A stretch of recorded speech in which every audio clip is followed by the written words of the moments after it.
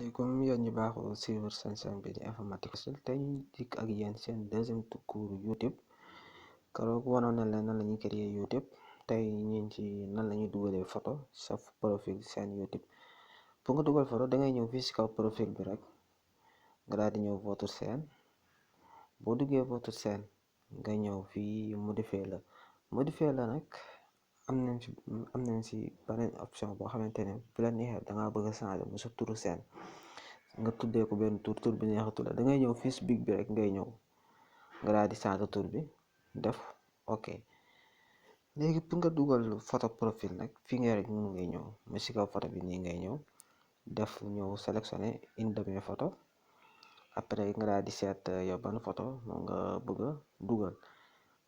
yaay seet photo bu la neex nga bëgg nga dugal ko mais nag pour nga dugal sa biir chaîne vidéo nga daal di montage sa vidéo ba mu rafet bëgg koo dugal si YouTube moo si plus bi rek ngay ñëw boo ñëwee si plus bi da ngay ñëw mettre en ligne